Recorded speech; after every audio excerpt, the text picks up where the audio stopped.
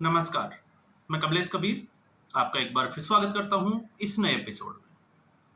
आज के इस एपिसोड में हम बात करेंगे लोकसभा की कार्रवाई की। जब मैं ये वीडियो बना रहा हूं तो दूसरी बार लोकसभा की कार्रवाई बाधित हुई है और उसको 2 बजे तक के लिए स्थगित कर दिया गया है। अब आज पूरे देश की नजरें थी लोकसभा के ऊपर। वजह सबको पता है, ऑपरेशन सिंदूर को लेकर लगभग 16 घंटे की मैराथन बहस।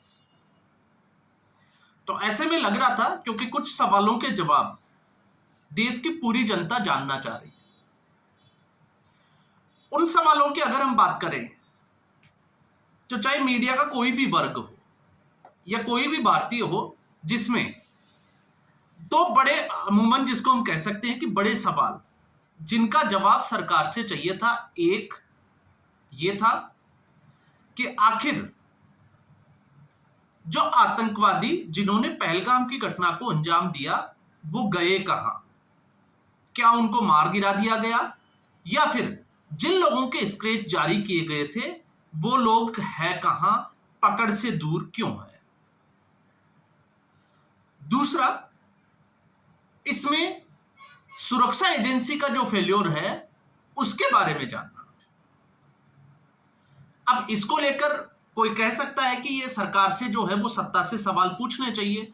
तो सीधे तौर से अगर कोई भी आतंकवादी घटना घटती है, वो देश के किसी भी कोने में घटे, तो खुफिया तंत्र की विफलता की वजह से ऐसा होता है, ऐसा कहने से कभी जो है वो गुरेज नहीं करना चाहिए, भले ही सरकार किसी की भी हो। और दूसरा सवाल जो अमूमन आपको पता ही है, लेकिन अब हम आते हैं कि जिन सवालों के जवाब देश की जनता जानना चाहती थी, आखिर वो सवाल अभी भी दूर क्यों है? अब आपको लग रहा होगा, आप ये कह सकते हैं कि विपक्ष जो है वो इस तरीके के सवाल पूछता है और राहुल गांधी ने जो है वो सरकार को डरा रखा है। तो अब उससे बड़ा सवाल यह है कि जब पहले से तय था कि 16 घंटे की जो है वो मैराथन बहस होगी, डिबेट होगी, सवाल जवाब होंगे, तो आज जब लोकसभा शुरू हुई तो लोकसभा की कार्रवाई के बाद में आखिर स्पीकर को लोकसभा की कार्रवाई को स्थगित क्यों करना पड़ा? और इसमें विपक्ष आखिर जो है वो हंगामा क्यों कर रहा है? क्योंकि अब विपक्ष जो है वो दोहरे रवैये की तरफ है। पहले मांग रखी गई थी ऑपरेशन सिंदूर की, लेकिन आज ऑपरेशन सिंदूर के ऊपर चर्चा हो उससे पहले ही आपने देखा एक पी चिदम्बरम के द्वारा एक प्रयास किया गया इसको टालने का, और यह बड़ा सुनियोजित तरीके से किया गया। क्योंकि आपको लगेगा कि कांग्रेस पार्टी जो है वो इस तरीके के बयान देती है, ये सभी को पता है, लेकिन ये ऐसा एन मौके से, जिसको कहें कि लोकसभा में जब इस मुद्दे के ऊपर बहस होनी है उससे पहले ही क्यों? और आपने देखा पी चिदम्बरम ने क्या कहा। पी चिदम्बरम ने कहा कि आखिर पाकिस्तान से ये आतंकवादी आए थे तो उनका क्या सबूत है? अब इसको लेकर जो है वो कांग्रेस पार्टी को ये उम्मीद थी कि सत्ता पक्ष जो है वो कांग्रेस पार्टी के खिलाफ नारेबाजी करेगा या कुछ जो है वो और कुछ करेगा। ऐसा हुआ नहीं, लेकिन पी चिदम्बरम की इस मंशा के ऊपर एक सवाल तो जरूर जो है वो होना चाहिए और उसको जो है वो आकलन भी करना चाहिए। जब पी चिदम्बरम ये कहते हैं कि हो सकता है कि आतंकवादी स्थानीय है, तो इसका मतलब कांग्रेस पार्टी ये मानती है कि समुदाय विशेष के लोग इस काम से जुड़े हुए हैं। अब उस धर्म विशेष समुदाय का जो है वो नाम लेने की यहां जरूरत नहीं है, देश की जनता जानती है और कांग्रेस पार्टी को भी अच्छे से पता है कि जरूरी नहीं है कि पाकिस्तान के आतंकवादी यहां आकर, भारत में आकर बम फोड़े, यहां के लोग भी जो है वो बम फोड़ सकते हैं। इसलिए पी चिदम्बरम ने पाकिस्तान के साथ स्थानीय आतंकवादियों का नाम लिया। और जहां बात आती है सबूतों की, तो फिर जब सबूतों की बात आती है तो हम इस डिबेट में थोड़ा सा हम जो है वो आगे बढ़े। तो कांग्रेस पार्टी जो जानना चाहती थी कि आखिर भारत को ऑपरेशन सिंदूर जो था वो क्यों लॉन्च किया गया, तो इस बार सरकार के पास आंकड़े थे। इस सरकार के इस बार जो है वो सरकार के पास डिजिटल फुटप्रिंट थे, और ये कांग्रेस पार्टी की मीडिया सेल को भी पता है, और कांग्रेस पार्टी की जो मीटिंग होती है सीनियर नेताओं को, उनको भी पता है कि इस मुद्दे पर कांग्रेस पार्टी ज्यादा कुछ कर नहीं सकती। इसका पॉलिटिकल माइलेज जो है वो भारतीय जनता पार्टी को जाएगा। और आप देख लीजिएगा, जब भी यह बहस का मुद्दा होगा या लोकसभा में इसके ऊपर बहस होगी, तो इसका पॉलिटिकल माइलेज जो है वो भारतीय जनता पार्टी को ही मिलेगा। कारण क्या है? सबसे बड़ा कारण यह है कि इस बार जब बालाकोट एयर स्ट्राइक हुआ और सर्जिकल एयर स्ट्राइक हुआ, तो भारतीय जनता पार्टी ये समझ चुकी थी कि विदेशी मीडिया और विदेश की जो सरकारें हैं उससे ज्यादा भारत का जो विपक्ष है वो इस तरीके के सवाल करेगा। और भारत के विपक्ष ने किए ना, वो सर्जिकल स्ट्राइक को मानने को तैयार ना था और ना ही वो बालाकोट एयर स्ट्राइक के लिए। तो इस बार सरकार ने कुछ ऐसी व्यवस्था की जिसमें डिजिटल फुटप्रिंट जो है वो इकट्ठे किए गए। पाकिस्तान के 9 आतंकवादी ठिकानों को टारगेट किया गया। इसके बाद में जब यह मामला जो है वो वायलेशन पे आगे बढ़ा, तो उसके बाद में 11 एयरबेस को तबाह किया गया।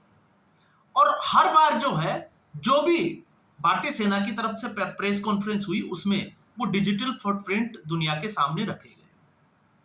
अब उससे बड़ा सवाल यह है कि विपक्ष जो है वो सिर्फ और सिर्फ यह जानना चाहता है कि भारत के आखिर कितने जेट गिरे। अब इसमें जो है वो ट्विस्ट यह है कि एक तरफ विपक्ष जो है वो चाइना और अमेरिका की बात कर रहा है, और जब चाइना और अमेरिका की बात की जा रही है कि चाइना और अमेरिका ने जब सैटेलाइट लगा ही रखे थे और पाकिस्तान को हर मूवमेंट की जानकारी दे रखी थी या दे रहे थे, तो आखिर जो भारत के फाइटर जेट गिराए गए उनको क्यों जो है वो अपने सैटेलाइट के थ्रू उन इमेजेस को क्यों नहीं पकड़ पाए? ऐसी तो कोई इमेज जो है वो ना चाइना ने जारी की, ना ही जो है वो अमेरिका ने जारी की। तो इसका मतलब क्या होता है? तो इसका मतलब जो है वो सीधे तौर से विपक्ष ये समझ चुका था कि अब जब नरेंद्र मोदी ने ऑपरेशन सिंदूर के बाद, क्योंकि पहले तो विपक्ष की ये मंशा थी और विपक्ष ये समझ रहा था कि शायद इस बार पाकिस्तान जो है वो ज्यादा आगाह है, इस वजह से भारत ज्यादा कुछ कर नहीं सकता, लेकिन भारत ने फिर भी किया। और जब भारत ने किया तो उस वक्त विपक्ष जिस भूमिका में था कि वो सरकार के साथ है, लेकिन जैसे ही सीज फायर हुआ, कांग्रेस पार्टी और विपक्ष को एक मौका मिला, और उसके बाद से आज तक मुझे लगता है शायद पाकिस्तान उतने सवाल जवाब नहीं कर रहा जितने सवाल जवाब जो है वो कांग्रेस पार्टी और विपक्ष के जितनी भी जो पार्टियां हैं वो कर रहे हैं। तो ये विपक्ष की भूमिका है, और इसीलिए विपक्ष के ऊपर जो है वो हर बार संदेहास्पद या हम कहें कि शक की दृष्टि से देखा जाता है। जब हम कहते हैं ना कि राहुल गांधी जब कोई मुद्दा उठाते हैं तो आखिर वो जनता में इतना प्रभावित क्यों नहीं होता या प्रभावी ढंग से वो काम क्यों नहीं करता, तो उसके पीछे की धारणा यही है क्योंकि जनता को उसमें भी जो है वो शक नजर आता है। भले ही वो मुद्दा जो है वो फायदे के लिए हो, भले ही उस मुद्दे में जो है वो दम हो, लेकिन फिर भी जनता जो है वो उसको शक की दृष्टि से देखती है। क्यों देखती है? क्योंकि कांग्रेस पार्टी का इतिहास ही गवाह है, कांग्रेस पार्टी इस तरीके की हरकतें करती है। और ऐसे एक नहीं, बहुत सारे मुद्दों के ऊपर जो है वो हम बात करते हैं। तो फिर राहुल गांधी और उसकी कांग्रेस पार्टी फेल क्यों हो जाती है? तो उसके फेल होने का कारण यही है कि वो मुद्दों पर आकर जो है वो भटक जाते हैं। और क्यों भटक जाते हैं? क्योंकि उनका एक ही मकसद होता है, सिर्फ और सिर्फ, और वो मकसद है प्रधानमंत्री नरेंद्र मोदी को गाली देना। और जब जब कांग्रेस पार्टी और विपक्ष ऐसा करेगा तब तब भारतीय जनता पार्टी और ज्यादा मजबूत होगी। तो आज की स्थिति क्या थी?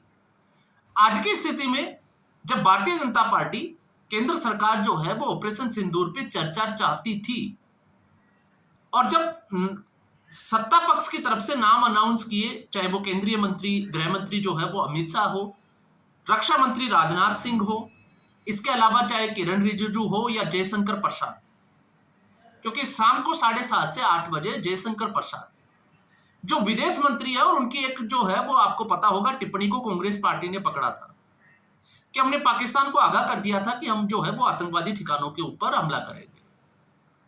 तो कांग्रेस पार्टी ने जो है वो इसके ऊपर जो है वो बड़ा हंगामा किया था, पॉलिटिकली एक नैरेटिव सेट करने की कोशिश की थी। तो सवाल यह था कि जयशंकर ने ऐसा बोलने के बाद क्या भारत ने आतंकवादी ठिकानों के ऊपर हमला नहीं किया?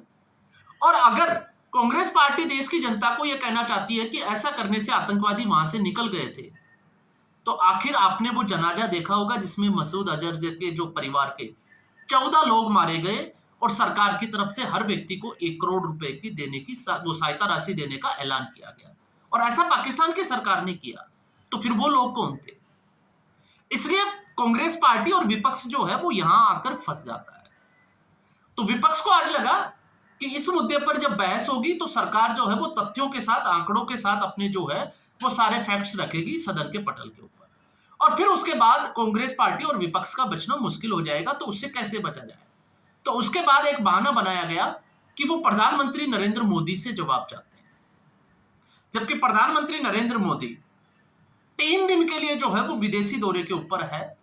अब आपको यह भी समझना होगा कि उसके बाद में प्रधानमंत्री नरेंद्र मोदी ने देश में ही रहना है और वो उसके ऊपर कब जवाब देंगे ये बात की बात है। लेकिन अभी मानसून सत्र जो है वो लंबा चलेगा। तो ऐसी स्थिति में विपक्ष को समझ नहीं आ रहा कि विपक्ष जो है वो जाए तो जाए कहां और करे तो करे क्या। तो विपक्ष ने जो है वो एक नई चाल सोची कि क्यों नहीं सरकार को जो है वो अब एसआईआर के मुद्दे पर उलझाया जाए। जबकि किसी भी मुद्दे के ऊपर जब बहस होती है, सर्वदलीय बैठक होती है, या फिर आपने देखा होगा एक जो है वो संसदीय समिति की भी बैठक होती है जिसमें नेता प्रतिपक्ष और साथ में जो है वो सत्ता पक्ष के नेता जो है वो बैठते हैं और ये डिसाइड किया जाता है, सहमति बनाई जाती है कि किस मुद्दे पर कितनी देर तक जो है वो बहस होनी है और उसके ऊपर किस पार्टी को कितना समय मिलेगा और उस पार्टी की तरफ से कौन कौन बोलेगा।